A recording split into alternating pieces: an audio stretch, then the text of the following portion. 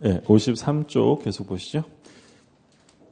그래서 우리가 이제 뭘 공부했냐면 법률행위를 봤어요. 그래서 법률행위의 의의를 봤죠. 법률행위는 반드시 의사표시가 들어가는 법률 요건이다라고 했고, 그래서 이제 이 법률행위의 종류를 봤는데, 법률행위 종류는 의사표시의 방향과 수에 따라 구별하면 계약, 단독행위, 합동행위가 있었고, 그리고 이행의 문제에 따라 구별하면 채권행위와 처분행위가 있었어요.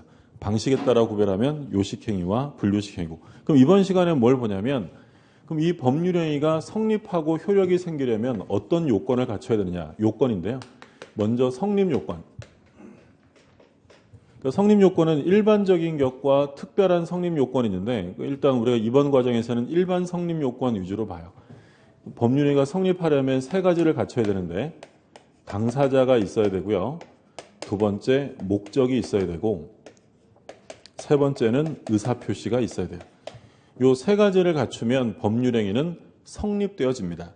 근데 주의하실 점은 성립했다고 해서 전부 다 유효한 건 아니에요. 그러니까 유효하려면 다시 효력 요건, 유효 요건을 또 갖춰야 돼요. 그러니까 여기서는 뭘 조심하셔야 되냐면, 만약에 성립 요건을 갖추지 못했을 때 여기서 무효이다라는 말을 쓰면 절대 안 된다는 거예요.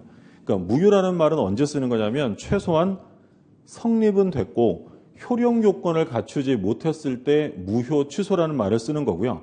성립 요건을 못 갖추면 아예 무효라는 말조차 쓸 수 없어요. 그러니까 성립 요건을 못 갖추면 이건 뭐라고 부르냐면 불성립 또는 부존재라는 말을 쓰는 거죠. 이 점 첫 번째로 조심하시고요. 그러니까 성립 요건을 갖추지 못하면 그 법률행위는 무효가 된다라고 하면 틀려요. 그러니까 우리 시험에 한번 뭐라고 나오냐면, 뒤에서 이제 공부할 내용인데, 무효행위의 전환 또는 무효행위의 추인은 법률행위가 성립되기 전에도 문제될 수 있다. 이렇게 나오면 오해했어요? 틀려요. 무효행위 전환 추인은 공부하지 않았지만 무효라는 말이 나왔다는 건 최소한 성립된 이후에만 나오는 거예요. 자, 그럼 성립 요건은 당사자가 존재하고 목적이 있고 의사를 표시하면 되는데, 그럼 유효하려면 당사자에게 능력이 있어야 돼요. 능력이 있을 것. 그 다음에 두 번째는 목적이 있으면 성립하는데, 유효하려면 확정, 가능, 적법, 사회적 타당성을 갖춰야 돼요. 그리고 세 번째, 의사표시가 있으면 성립하는데 유효하려면 의사와 표시가 일치해야 하고요. 그리고 그 의사에 하자가 없어야 합니다. 자, 이렇게 갖추면 전부 다 이제 효력까지 발생이 돼요. 근데 만약에 이 효력 요건 적은 것 중에서 흠결이 생기면 법률행위가 무효가 될 수도 있고 취소가 될 수도 있어요. 그러니까 무효 취소는 효력에서 논의하는 거고요. 그러면 여기서 이제 능력이란 말이 나왔는데, 우리 법에서 요구하는 능력은 세 가지가 있는데, 첫 번째 권리 능력이 있고요. 두 번째 의사 능력이 있어요. 세 번째 행위 능력이 있고요. 그러니까 이 세 가지를 모두 다 갖춰야 되는데, 권리 능력이라는 건 뭐냐면, 사람이 출생하면, 자연인의 경우에 출생하면 바로 권리 능력을 가져요. 그러니까 바꿔서 얘기하면 사람이라면 누구라도 권리 능력이 있다라는 거죠. 예를 들어서 2살 먹은 어린 아기가 있다. 그러면 2살 먹은 애가 권리 능력이 있어요, 없어요? 있죠. 사람이니까. 바꿔서 얘기하면 2살 먹은 애도 권리 의무의 주체가 될 수 있다는 거예요. 그러니까 2살 먹은 애가 부동산 소유자가 될 수 있어요, 없어요? 있다는 거예요. 권리 능력. 근데 의사 능력이라는 것은 법적으로 자기의 행위의 의미를 알고 있느냐라는 건데, 의사 능력은 모든 사람에게 있는 건 아니고요. 의사 능력이 없는 사람이 있죠. 얘를 의사 무능력자라고 불러요. 대표적인 의사 무능력자는 말씀드린 어린 아이들, 어린 유아들은 자기의 행위가 어떤 법적 의미를 갖는지는 모르는 거죠. 이런 것들이 이제 의사 무능력이고, 또는 술에 만취한 자, 술에 만취하면 아무 생각 없잖아요. 다음날 뭐 했는지 기억도 안 나고, 이런 사람들은 의사 능력이 없고요. 또는 그 미친 사람, 광인이죠, 광인. 미친 사람들은 자기의 행위의 의미를 잘 모르고 한다는 거죠. 그러면 이런 의사 능력이 없는 사람이 법률행위를 하면 이걸 어떻게 볼 것이냐? 이건 법률의 규정은 없는데 학설과 판례가 일치해서 무효이다라고 해요. 무효. 그러니까 예를 들어서 술에 만취하거나 또는 미친 사람이 매매 계약을 했다라고 하면 그 계약의 효력은 뭐라는 거예요? 무효다라는 거고요. 그 다음에 이제 행위 능력이 있는데 이 행위 능력이 제한되어 있는 사람을 제한 능력자라고 불러요. 제한 능력자. 제한 능력자는 세 부류가 있어요. 미성년자가 있고 피한정 후견인. 그러니까 한정 후견을 받는 사람이고요. 피성년 후견인, 성년 후견을 받는 사람을 피성년 후견이라고 불러요. 그러니까 미성년자는 우리 시험 범위는 아닌데 뭐 잘 아시는 것처럼 몇 살 미만이 미성년자냐면 19세 미만. 얼마 전까지 20세 미만이었는데 한 살 낮췄죠. 그러니까 세계적인 추세는 뭐 미성년자 거의 17, 18세로 내려갔어요. 우리나라는 아직까지도 낮췄지만 좀 높은 편이에요. 그리고 피한정 후견인은 한정 후견을 받는 사람인데, 그러니까 이걸 이제 우리가 종전에는 뭐라고 불렀냐면 한정 치산자라고 불렀고요. 피성년 후견인은 금치산자라고 불렀어요. 그리고 예전에는 제한능력자라는 말을 쓰지 않았고 예전에는 무능력자, 행위무능력자라는 말을 썼는데 우리 민법을 전부 다 개정해서 용어를 바꾼 거예요. 그러니까 이 무능력자라고 하면 이 듣는 사람이 기분 나쁘다고 용어를 바꿨는데 제한능력자라고 불리면 뭐 그렇다고 뿌듯하지는 않을 거 아니에요. 그렇죠? 괜히 용어를 바꿔서 용어 자체가 좀 애매해진 게 있어요. 근데 아직 법이 다른 법들, 후속법들은 개정 안 돼서 아직 이런 용어를 쓰는 경우도 있어요. 그러니까 이 용어를 보면 치산이라는 것은 재산을 다룬다라는 건데 그럼 한정치산자는 재산 다루는 걸 어떻게 하는 거예요? 한정시키는 거고요. 금치산자는 재산 다루는 걸 금지하는 거예요. 예전에는 용어만 딱 보면 누가 더 상태가 안 좋은지를 알 수 있었어요. 누가 더 안 좋은 거예요? 이 사람이 안 좋은 거죠. 근데 지금은 이제 용어가 모호해졌는데 일단 한정이란 말 들어가면 이 피성년 후견인보다는 조금 더 나은 사람이에요. 근데 이 능력과 관련되는 건 우리 시험 범위가 아니기 때문에 구체적으로 어떤 요건을 갖춰야 되는지 누가 청구하는지 이런 건 시험에 안 나와요. 그러니까 의미만 이해하시면 돼요. 미성년자는 만 19세 미만의 자를 말하는데 근데 이건 생물학적 기준이겠죠? 예를 들어서 18살 먹은 애가 있는데 애가 엄청 똑똑하고 머리도 좋아요. 능력자예요? 제한능력자예요? 제한능력. 생물학적 기준이겠고. 그리고 이것도 법원에 심판이 있어야 되는 거죠. 그 동네에서 저를 한치라고 불러주면 제가 한정치산자냐? 그런 건 아니에요. 아무리 그렇게 불러준다 하더라도 법원이 선고 결정을 안 하면 알 수가 없잖아요. 그래서 이것들도 당연히 법원이 이 한정후견 심판을 해서 선고 결정을 해야지만 제한능력자가 돼요. 그러면 이러한 제한능력자가 법률행위 했다면 이걸 뭘로 볼 거냐? 이거는 취소할 수 있다라고 봐요. 그러니까 무효라는 것은 아예 처음부터 효력이 없는 거고 취소라는 건 일단은 취소하지 않고 있으면 일단은 효력이 있어요, 없어요? 있는 거예요. 그렇죠? 이런 거죠. 우리가 나중에 무효와 취소 가면 공부를 할 텐데 그러니까 무효라는 것은 자, 일단 성립했어요, 안 했어요? 성립했어요, 이제? 좀 전에 그랬잖아요. 성립 안 되면 무효란 말 쓰면 안 돼요. 그러니까 성립은 됐는데 효력 요건을 못 갖춘 게 무효예요. 그럼 무효라는 것은 아예 처음부터 효력이 없는 것이 무효예요. 성립은 됐으나. 근데 취소는 취소하지 않고 있으면 일단은 유효해요. 근데 확정적은 아니죠. 세모, 불확정적 유효 상태예요. 근데 취소권자가 법률행위를 취소하게 되면 효력을 상실하게 되는데 조심하실 점은 취소하면 언제부터 상실되냐면 처음부터 효력을 상실하게 돼요. 그러면 취소를 하고 나면 뭐랑 같아지는 거예요? 무효랑 같아지는 거죠. 그래서 이 취소를 뭐가 있다라고 표현하냐면 소급효가 있다라는 말을 쓰는 거예요. 그러니까 이 소자가 이 거스른다라고 할 때 소자고요. 급자가 미친다는 거잖아요. 그러니까 처음으로 거슬러 올라가서 효력이 나타나는 게 소급효라고 하고요. 우리가 공부하는 이제 취소나 해제 이런 건 기본적으로 소급효가 있다라고 표현합니다. 자, 지금 보시는 의사무능력자 법률행위는 무효고 제한능력자 법률행위는 무효가 아니라 취소 사유가 되는데 이 능력과 관련되는 무효 취소는 소위 절대적이다라는 말을 써요. 그럼 절대적이라는 말은 계약의 상대방에게만 주장할 수 있다는 거예요? 모두에게 할 수 있다는 거예요? 모두에게. 그럼 모두에게 무효 취소를 주장한다는 말은 바꿔서 얘기하면 제3자가 보호될 수 있느냐라고 물으면 보호될 수 없다라는 거예요. 그렇죠? 예를 들어서 이런 거죠. 갑이 을하고 매매 계약을 했어요. 소유권 이전 등기가 됐다. 근데 을이 그거 사가지고 병한테 팔았어요. 현재 등기는 병에게 넘어와 있어요. 근데 나중에 봤더니 이 갑이라는 사람이 의사 능력이 없어요. 의사 무능력자다. 그럼 매매 계약은 뭐가 돼요? 의사 무능력자가 한 계약은 저기 뭐라고 돼 있어요? 의사 무능력자는 무효.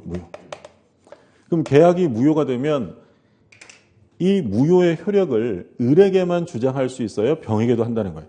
병에게 하는 거죠. 그러면 이때 소유권을 취득할 수 있는 사람은 이 병일까요? 갑일까요? 갑이 다시 회복을 한다는 거예요. 그러니까 여기서 다른 말로 표현하면 갑과 을의 매매 계약이 무효면 처음부터 효력이 없는 거니까 소유자는 을이에요? 갑이에요? 갑이 소유자인 거예요. 그러면 이 등기는 을한테 돼 있었지만 이 등기는 유효 등기가 아니라 무효의 등기예요. 근데 이 병은 무효 등기를 보고 샀다. 얘를 보호해 줄 거냐라는 문제죠. 얘 권리 취득이 돼야 안 돼요? 안 돼요. 그럼 우리가 앞으로 이제 공부해 나가는 일반 원칙이에요. 부동산을 샀어요. 부동산을 샀는데 만약에 소유자에게, 권리자에게 샀다면 얘는 취득할 수 있어요? 없어요? 무조건. 선의하기 이런 거 따지지도 않고 권리자에게 사면 무조건 취득이에요. 근데 무권리자에게 부동산을 샀다면 권리를 취득할 수 없죠. 무권리자가 권리를 내어줄 수는 없기 때문에 무권리자에게 부동산을 산 사람은 권리를 취득할 수 없어요. 근데 예외적으로 다음 주에 공부하겠지만 이 제3자를 보호하겠다는 법률 규정을 따로 두는 경우가 있는데 그 법률의 규정이 있으면 보호될 수 있어요. 그런데 그런 특별한 말이 없는 한 이 제3자는 보호될 수 없다라는 거예요. 그래서 우리 민법의 지도 원리 중에 하나가 약자, 소수자를 보호하는 게 기본 원리 중에 하나예요. 그래서 이 의사무능력자나 제한능력자는 소수자, 약자이기 때문에 제3자가 아니라 얘를 더 보호해 주겠다라는 취지입니다. 자, 이게 이제 첫 번째 능력과 관련되는 거예요. 교재 잠깐 볼게요. 53쪽이요.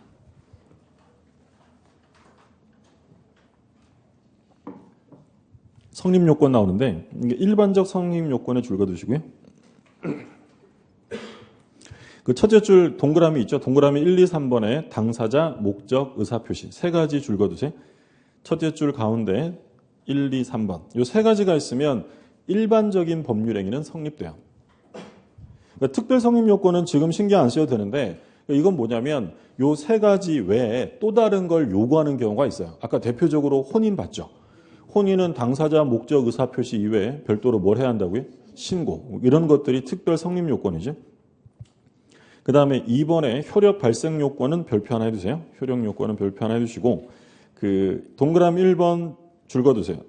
능력을 가지고 있을 것. 그 다음에 의사 무능력자의 법률행위는 무효이며 제한능력자가 한 법률행위는 취소할 수 있고 취소하면 소급하여 처음부터 무효가 된다. 자, 2번도 줄거두시고요. 네 가지가 필요하죠. 확가, 적사. 네 가지 확가, 적사 필요하고 그 다음에 3번에 의사표시에 관하여 의사와 표시가 일치하고 의사의 하자가 없을 것. 이게 이제 일반 효력 요건입니다. 다음 페이지에 판례 박스가 있어요. 별표 하나 해두시고요. 그러니까 이건 이제 뭐냐면 나중에 뭐 공법이나 중개사법 할 때 공부하실 텐데 농지는 아무나 살 수 없죠. 농사 지을 사람이 사야 돼요. 그러니까 농지를 살 때는 뭐를 첨부해야 되냐면 농취증, 농지 취득 자격 증명이라고 해요. 그럼 농취증 없이 농지 매매를 하면 그게 무효냐? 우리 판례는 무효라고 볼 수 없다라는 거예요. 그 파란 글씨에 뭐라고 되냐면 농지 취득의 원인이 되는 매매 등 법률행위 효력을 발생시키는 요건이 아니고 나중에 농지 취득 자격 증명은 그 후에 뭐 하면 된다는 거예요. 추후 보완이죠. 추후 보완. 추후에 보완해도 무방하다. 그러니까 우리 시험에 여러 차례 나왔어요. 그러니까 뭐라고 나오냐면 농지 매매에서 농지 취득 자격 증명은 효력 발생 요건이다. 오해했어요? 틀렸죠. 없어도 효력은 발생이 된다는 거예요. 유효하다는 점. 그럼 밑에 이제 참고해서 그 권리 능력, 의사 능력, 행위 능력이 있는데 안 보셔도 돼요. 시험 범위가 아니기 때문에 구체적으로 볼 필요 없고 여기서 말씀드린 내용만 이해하셨으면 안 읽어보셔도 상관없어요. 특별 효력 요건은 우리가 나중에 보겠지만 대리 행위를 해서 본인에게 효과가 귀속되려면 이거 말고 대리 행위를 한 사람에게 뭐가 있어야 돼요? 대리권이 있어야죠. 그래야 본인에게 효력이 생기잖아요. 그런 것들이 특별 요건이에요. 조건 성취 같은 거. 그럼 이제 차례대로 볼 텐데 먼저 확가적사에서 확정이 나옵니다. 확정. 둘째 줄. 1번에 55쪽이에요. 55쪽에 1번의 확정의 둘째 줄 가운데 줄 거두세요. 법률행위 내용을 실현할 당시까지 확정할 수 있으면 된다. 그러니까 성립 당시에 모든 게 확정되어 있을 필요는 없다는 거예요. 자, 판례 박스가 있죠. 둘째 줄에 말줄임표 다음에 줄 그어두세요. 이 경우 매매 목적물과 대금은 반드시 그 계약 체결 당시에 구체적으로 확정해야 하는 것은 아니고 이를 사후에라도 구체적으로 확정할 수 있는 방법과 기준이 정해져 있으면 족하다. 그러니까 예를 들어서 이제 이런 계약을 했어요. 갑이 자기가 소유하고 있는 A 부동산에 매매 계약을 했는데 근데 계약을 하면서 대금을 얼마로 한다라고 확정하진 않았고요. 2달 있으면 국가에서 공시지가를 발표하게 되는데 공시지가가 발표되면 그 발표된 공시지가에 150% 가격으로 매수한다. 이렇게 합의를 했어요. 그럼 매매 계약할 때 가격이 확정됐어요? 안 됐어요? 안 됐어요. 근데 2달 있다가 공시지가 발표되면 150%로 산다기로 합의했다는 거야. 그러면 장래를 향해서 확정될 기준과 방법이 마련되어 있잖아요. 그럼 이런 경우에는 계약의 효력을 부정하겠다는 거예요? 인정할 수 있다는 거예요? 인정할 수 있다는 거예요. 그 얘기를 하는 거고. 그 다음에 이제 가능성이죠. 불가능을 목적으로 하면 무효인데 그 둘째 줄 가운데 줄 거두세요. 실현 가능하냐의 여부는 사회 통념에 의해 정해진다. 그러니까 물리적인 기준이 아니고 가능의 여부는 사회 통념으로 따지겠다는 거죠. 예를 들어서 죽은 사람을 살리는 계약 가능해요? 불능해요?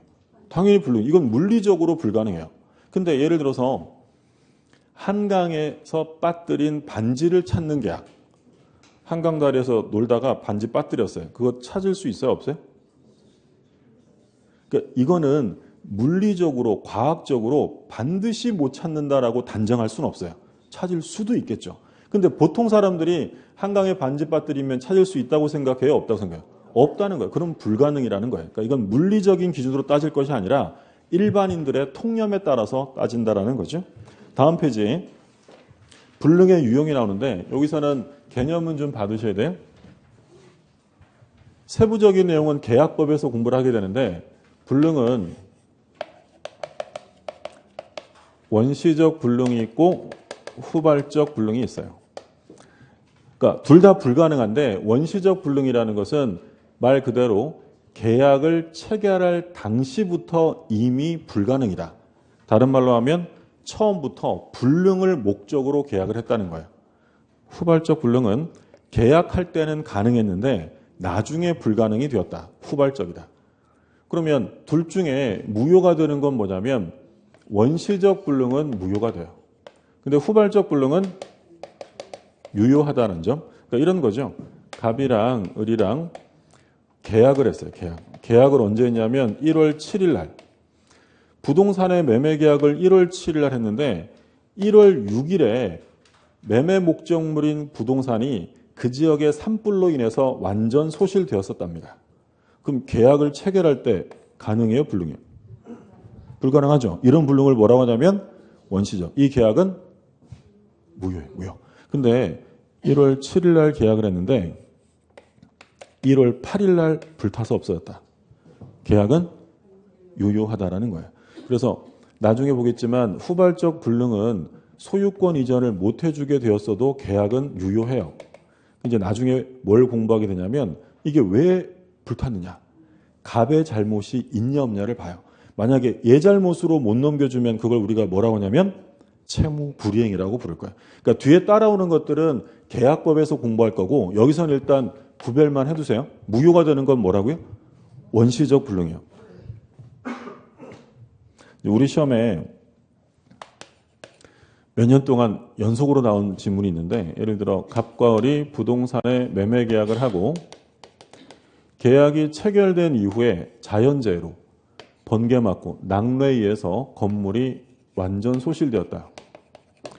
매매 계약을 했는데 계약 체결 후 자연재해로 건물이 소실되어 소유권 이전이 불가능으로 확정되었다면 매매 계약은 무효가 된다. 이거 오해 X에? 이건 몇 년 동안 나왔는데 이 질문 당연히 틀렸죠. 왜 틀렸어요? 그러니까 이건 지금 계약 체결 후의 불능이잖아요. 그럼 원시적이 아니라 후발적이니까 이 계약은 무효가 아니라 유효한 거예요. 유효하다. 그래서 무효가 되는 건 원시적 불능만 무효지 후발적 불능은 유효하다는 점. 그 점만 좀 조심하시면 되겠고, 그 동그라미 2번에 줄 그어두세요. 동그라미 2번에 원시적 불능이 있으면 법률행위는 무효가 된다. 동그라미 3번도 첫째 줄처럼 줄 그어두시고요.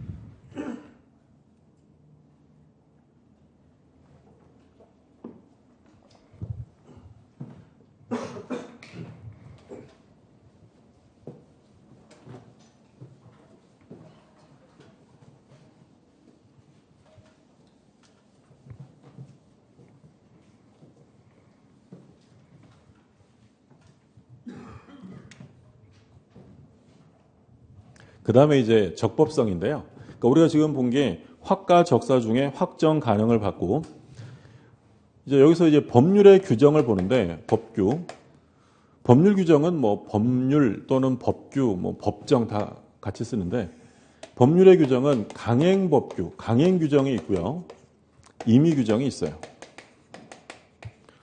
그러니까 차이점 뭐냐면 법률의 규정이지만 임의 규정이라는 건 말 그대로 임의적인 규정이에요. 그럼 꼭 지켜야 돼요? 안 지켜도 되는 거예요?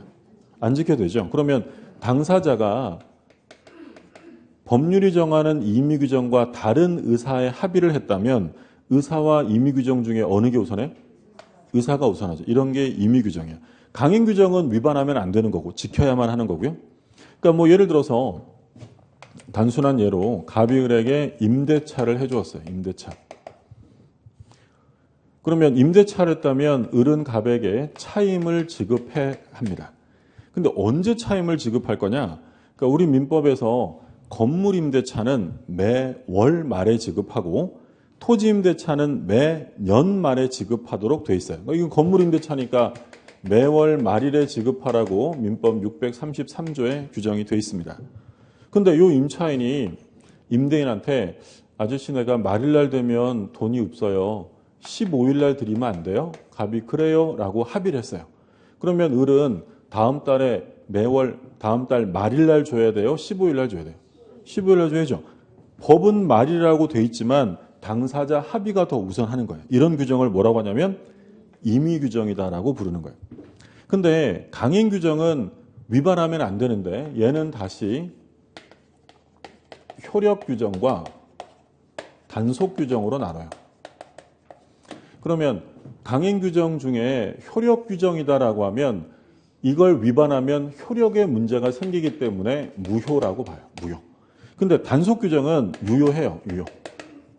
그러니까 단속 규정은 강행 규정이라 하더라도 위반되면 단속을 받고 제재를 받는 것이지 사법상의 효력이 무효가 되는 것은 아니다라는 거예요. 그러니까 대표적으로 뭐 있었냐면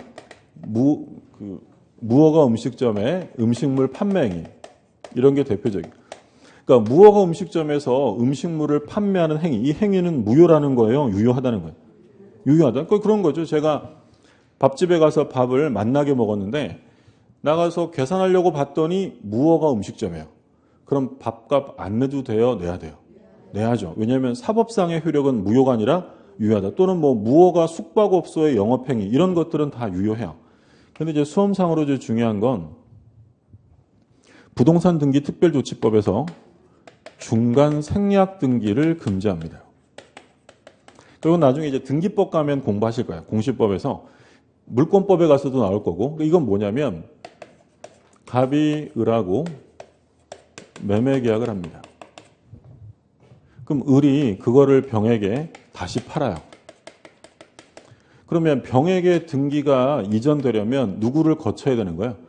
을을 거쳐서 병에게 와야 되는데 을이 각종 등기 서류 받아다가 바로 병 줘서 등기가 이렇게 넘어가는 거죠. 뭘 생략한 거예요?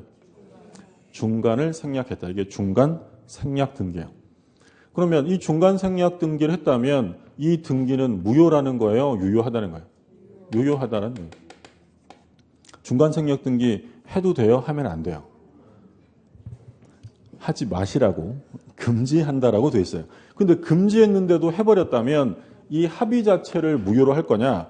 처벌은 받는다 하더라도 이 합의가 무효가 되는 것은 아니다라는 거예요. 유효하다는 거죠. 그러면 이 매매 계약이 유효하니까 이 등기도 당연히 뭐야?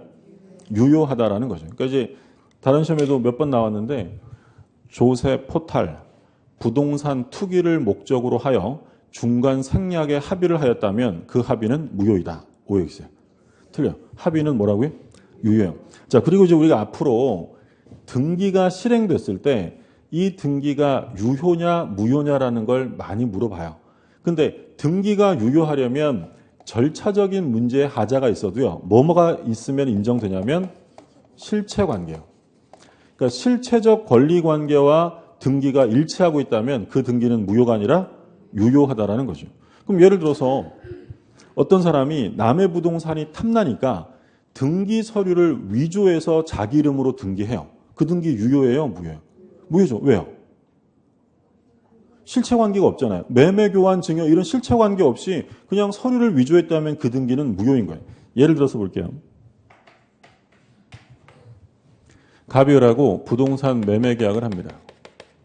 그래서 이제 우리 대금을 줬는데 갑이 등기를 끝까지 안 넘겨줘요.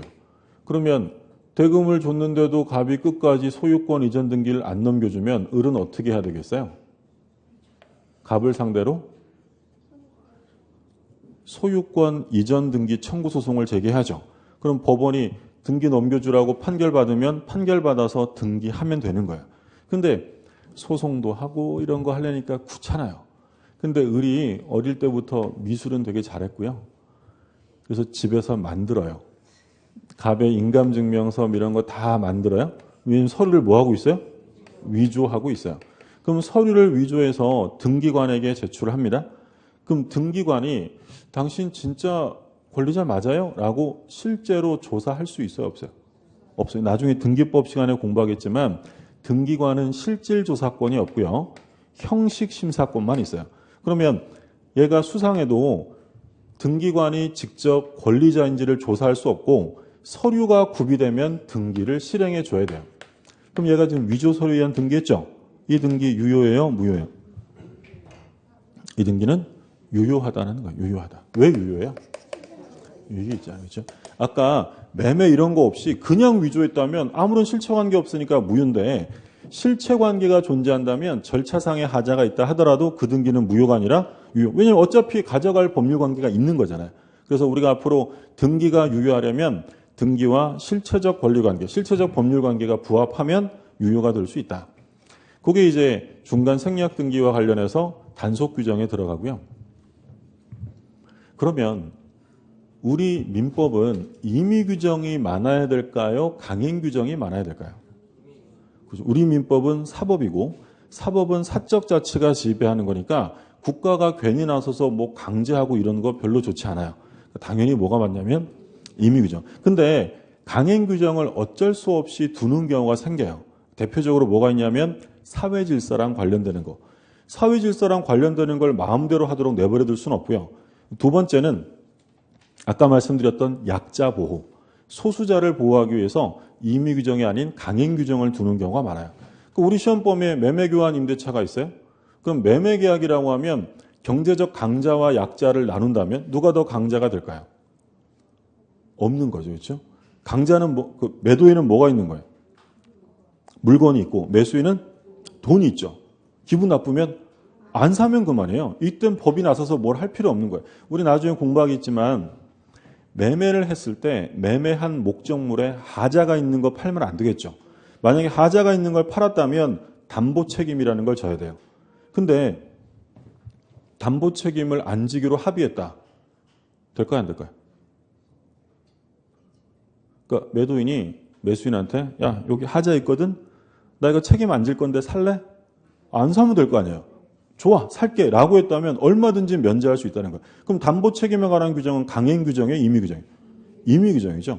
근데 우리가 공부하는 시험 범위 내에서 경제적 약자가 확연히 드러나는 계약이 뭐냐면 임대차예요. 그럼 임대인과 임차인이 있으면 누가 약자예요?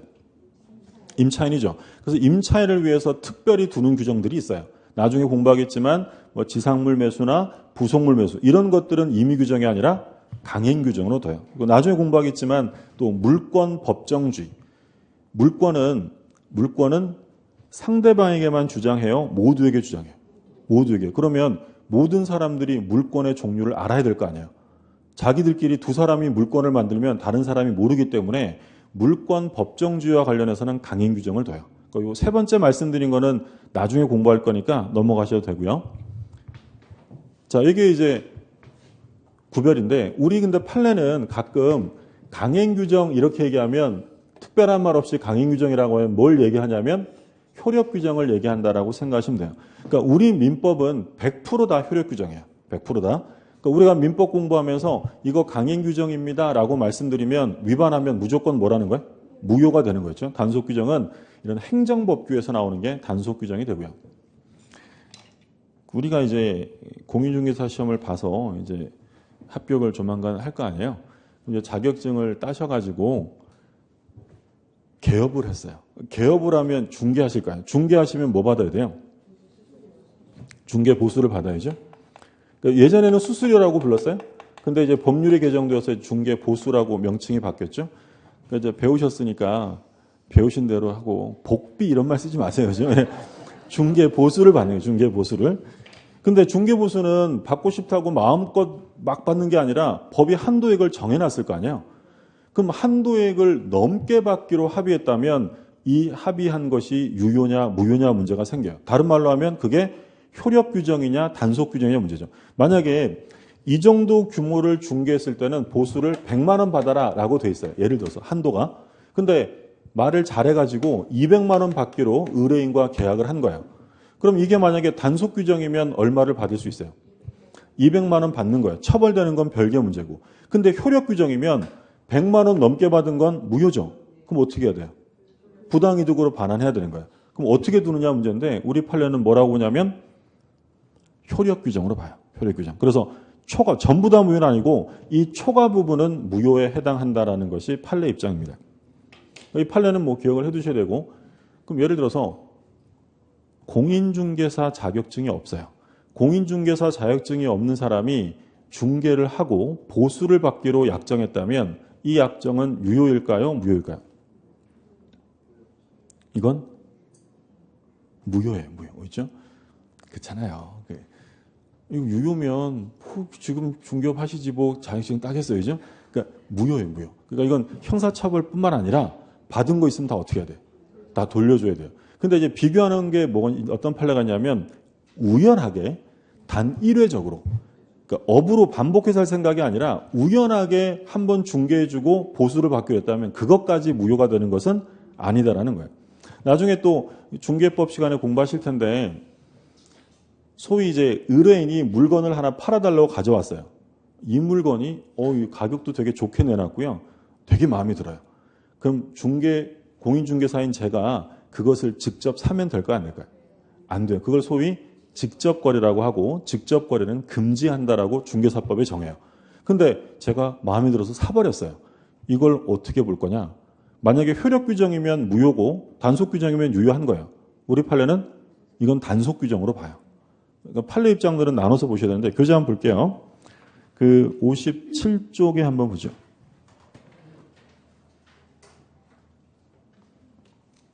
57쪽에 효력 규정 이렇게 되어 있죠.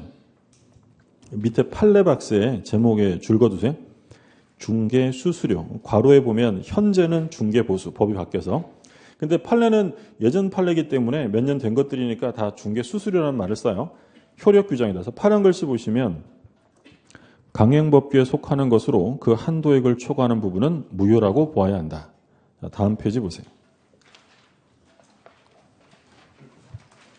다음 페이지 제목을 보면 공인중개사 자격이 없는 자가 중개사무소 개설 등록을 하지 아니한 채 부동산 중개업을 하면서 체결한 중개보수, 중개수수료 지급 약정의 효력은 무효다라고 되어 있죠.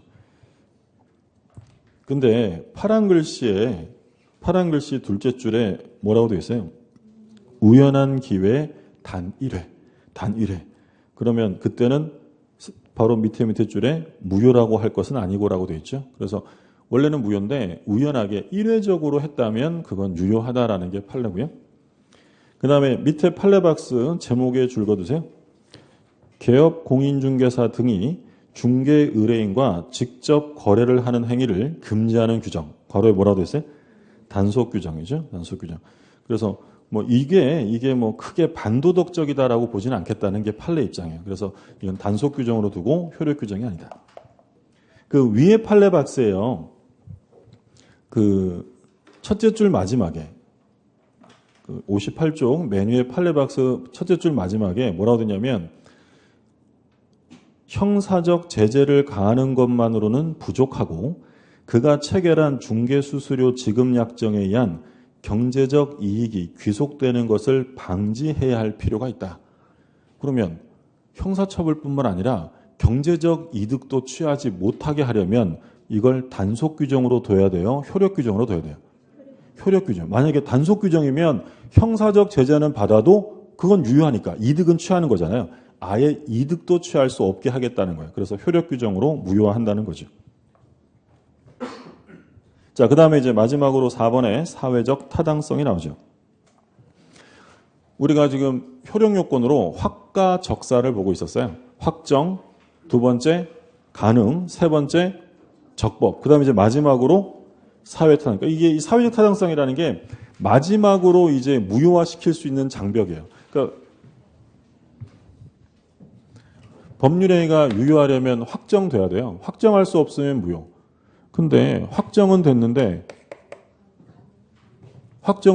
불가능해요. 그럼 어떻게 해야 돼요? 무효화시켜야죠. 근데 가능도 한데 법에서 금지하고 있어요. 그럼 무효화시켜야 될 거 아니에요? 근데 문제는 법에서도 금지하는 규정이 없어요. 내버려둘 수 없잖아요. 그래서 마지막으로 사회적 타당성을 두어서 무효화시키겠다는 거예요. 보세요. 조문에 보면 103조 선량한 풍속, 기타 사회질서에 위반한 사항을 내용으로 하는 법률행위는 무효로 한다. 그럼 이게 우리 민법의 공식적인 첫 번째 시험범인데 1번에 일단 반사회적 행위의 별표 3개 해두시고요. 매년 시험에 나옵니다. 그럼 조문 읽어보시면 이건 매우 추상적이잖아요. 그러니까 추상적으로 마지막으로 무효화시키기 위한 장막이라고 생각하시면 돼요. 봐두시고. 어떤 의미인지 드셨죠? 그러니까 우리 우스갯소리로 그 얘기 하는데 갑하고 갑녀와 을람이 있는데 갑녀가 을람한테 자기야 하늘에 별 따줄 수 있어? 당연 따주지 이럽니다. 그러면 이 갑녀와 을람 사이에 별 따주기 계약이 성립됐어요? 안 됐어요? 성립됐죠. 성립은 뭐만 있으면 돼요? 당사자. 상태 안 좋은 당사자들 있죠.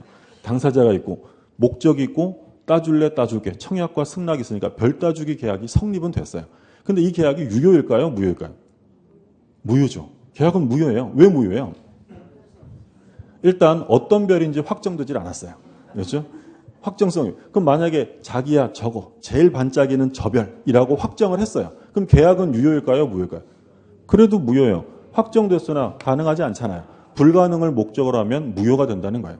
근데 예를 들어서 제가 어떤 사람에게 제 주머니에 있는 걸 팔기로 계약을 했어요. 근데 이 제 주머니에 있는 게 뭐였냐면 대마초예요. 그럼 대마초는 확정이 됐고요. 대마초를 넘겨주는 것도 가능해요. 근데 계약은 유효일까요? 무효일까요? 무효. 왜 무효일까요? 법이 금지하는 거예요. 그렇죠? 대마관리법이나 향정신의약품 이런 거 있잖아요. 그러니까 대마라는 건 판매가 아니라 소지까지 금지되기 때문에 법에 의해서 무효예요. 근데 문제는 법에서 금지하는 규정도 따로 없어요. 대표적으로 우리 공부한 첩계약. 배우자 있는 사람이 첩계약을 따로 체결해요.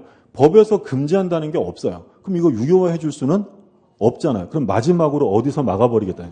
이건 사회질서 위반이야 라고 무효화시키겠다는 거예요. 그럼 그렇게 하려면 이 103조는 매우 촘촘하게 규정할 수는 없는 거예요. 왜냐하면 생각지도 않았던 행위들이 사회가 변함에 따라서 반사회적이 될 수 있으니까. 그래서 매우 추상적인 규정을 두죠. 103조. 103조에서는 선량한 풍속, 기타, 사회 질서에 반하면 무효다.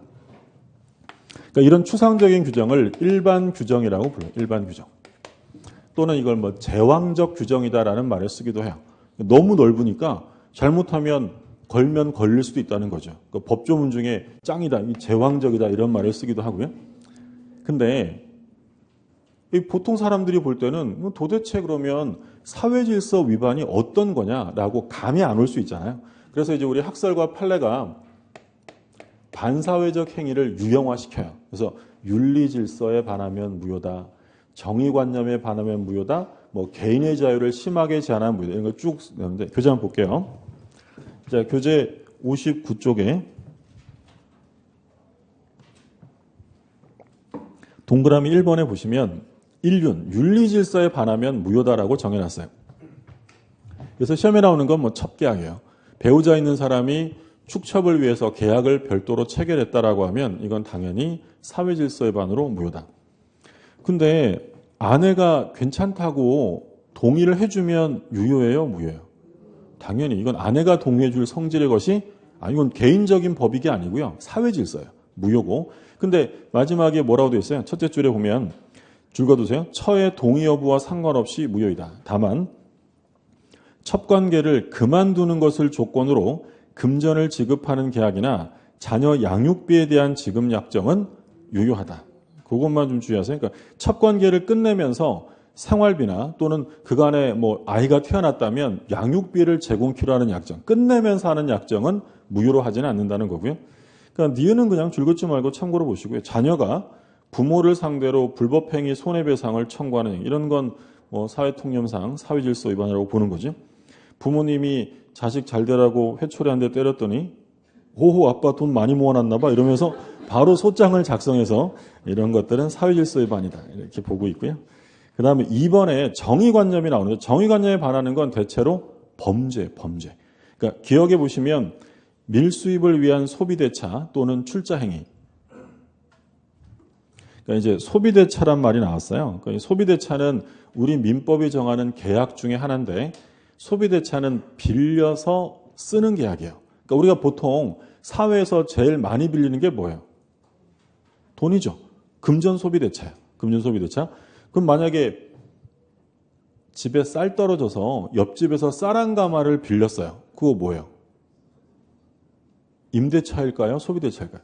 소비대차. 그럼 임대차와의 차이점은 뭐냐면 임대차라는 건 빌려서 그걸 자기가 소비 처분하고 비슷한 걸로 돌려주면 돼요. 빌린 걸 그대로 줘야 돼요. 그대로. 그게 임대차예요. 근데 소비대차는 일단 자기가 처분하고 나중에 반환할 때 동종, 동질, 동량의 물건으로 반환하는 것을 소비대차라고 하는 거죠. 그러니까 빌려줄 때는 당연히 자기가 처분했기 때문에 돌려줄 때는 같은 유형으로 해줘야겠죠? 무슨 말인지 드셨죠? 예를 들어 집에 쌀 떨어졌어요. 쌀 한 가마를 빌릴 때, 쌀 한 가마 빌려 먹을 때는 최고 좋은 쌀로, 여주 이천 쌀로 빌려서 밥해 먹고요. 한 달 있다가 한 가마 갚을 때 정부미로 갚으면 돼요, 안 돼요? 안 되죠, 그렇죠? 그러니까 같은 종류, 같은 질, 같은 양으로 반환하는 게 소비대차예요. 근데 임대차는 소비하면 안 돼요. 그대로 돌려줘야 되고, 그러면 임대차랑 나중에 우리 사용대차 볼 텐데, 임대차랑 사용대차는 빌려 쓰고 그대로 돌려준다는 건 같아요. 근데 차이점은 딱 하나예요. 임대차는 뭘 내야 돼요? 차임, 대가를 줘야 돼요. 근데 사용대차는 공짜예요. 그러니까 물건을 빌려 쓴다는 건 똑같은데 대가 지급을 하느냐 하지 않느냐에 따라서 구별하는 거죠. 구별되시죠? 제가 이 책을 학원에서 지금 사무실에서 빌려왔어요. 그럼 이 빌려온 이 행위는 소비대차일까요? 임대차일까요? 사용대차일까요? 일단 소비대차는 아니겠죠. 제가 이 책을 먹어버리고 같은 거 사다가 주는 건 아니잖아요. 그럼 임대차 아니면 사용대차요? 뭐겠어요? 무상으로 빌렸을 거 아니에요? 그럼 이건 사용대차고, 만약에 제가 대가를 주고 빌리면 임대차가 될 수 있는 거고.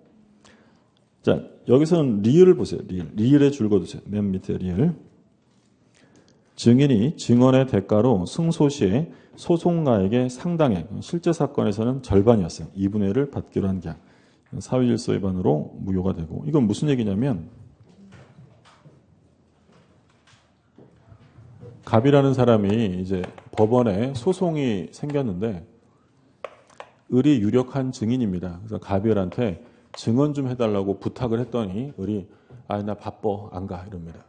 갑이 좀 해주라. 네가 증언해서 내가 이기면 절반을 떼줄게 라고 했어요. 을이 그래 그러면 가지 이러면서 가서 증언을 합니다. 그래서 을의 증언 덕에 갑이 승소한 거예요. 그러자 을이 갑한테 야 약속했으니까 절반 줘 이랬더니 갑이 안 줘 이러는 거죠. 둘이 다툼이 생겨서 소송이 제기됐는데 법원은 주라는 거야 안 줘도 된다는 거야? 안 줘도 된다는 거야. 이건 사회질서 위반.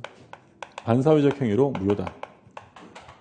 판례 입장이고요. 왜 그러냐면 일단 증인으로 채택이 되어 증언을 할 때 있어서 증언은 해야 돼요? 안 해도 돼요? 증언은 해야 돼요.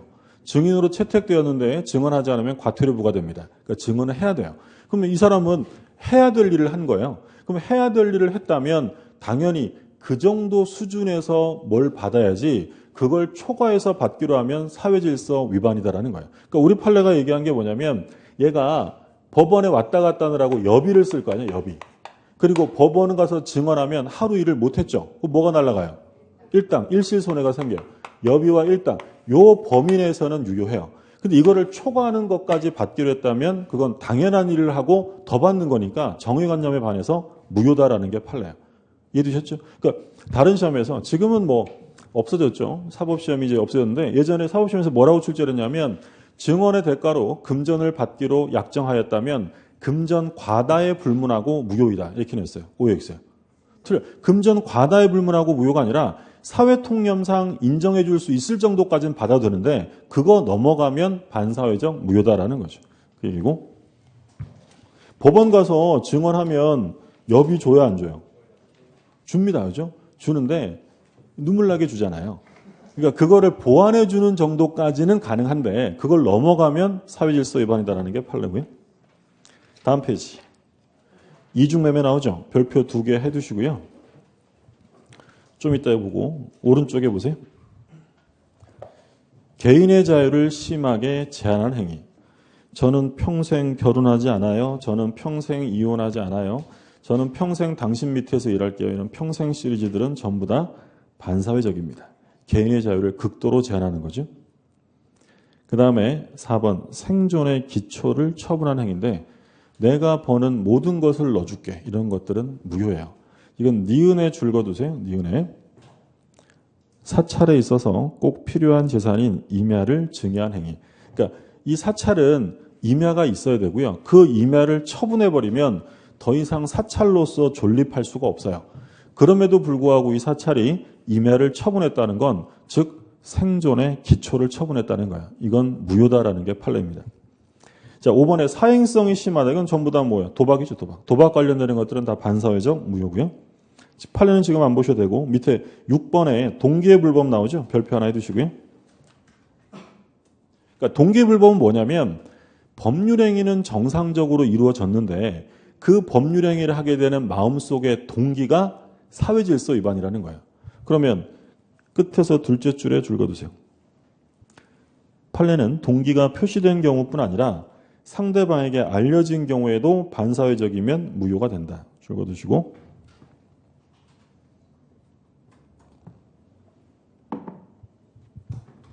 교재에 나와 있는 예를 보면 이런 거예요. 갑이 을내 등산용품 가게 가서 칼을 한 자루 삽니다. 칼을 매매합니다. 근데 이 갑이 등산용품에서 칼을 사는데 얘는 이걸 등산용으로 사용할 게 아니고요. 동기는 이 칼로 범죄를 저지르려고 했다. 극단적인 예로 들면 그래요. 그러면 이 칼을 산 이 매매 계약이 무효냐 유효냐 그걸 묻는 거예요. 원칙은 유효일까요? 무효일까요? 유효죠. 얘 마음을 알게 뭐예요. 그럼 이 매매 계약은 원칙적으로 문제 없어요. 유효해요. 근데 이 갑이 칼 사러 가서 아저씨 칼 좋은 거 하나 줘봐봐. 내가 오늘 크게 한 건 하기로 했거든. 이라고 불법 동기를 얘한테 뭐 했다고요? 표시한 거예요. 표시. 그러면 이 매매는 무효가 된다는 거예요. 그리고 표시를 안 했는데 다른 사람들이 야, 얘 이 칼 사서 범죄했을 거래 라고 알려주었다. 그러면 그 불법 동기가 어떻게 됐다고요? 알려진 경우 이때는 뭐가 된다고요? 무효. 다시 볼게요. 그래서 둘째 줄에 판례는 동기가 표시된 경우뿐만 아니라 동기가 상대방에게 알려진 경우에도 법률행위 동기가 반사회적이면 무효가 된다. 그러면 불법 동기가 꼭 표시가 될 때만 무효예요? 안 된 경우에도 무효가 될 수 있다는 거예요. 안 된 경우에도. 그러니까 표시가 된 경우뿐만 아니라 표시가 안 됐어도 상대방에게 알려지게 되면 그때는 무효가 된다라는 거죠. 그게 이제 동기불법. 그래서 103조의 유형을 받고 이제 중요한 건 뭐가 남았냐면 60쪽에 이중매매 나오는데 이건 중요하고 좀 어려운 부분이에요. 좀 쉬었다가 보죠.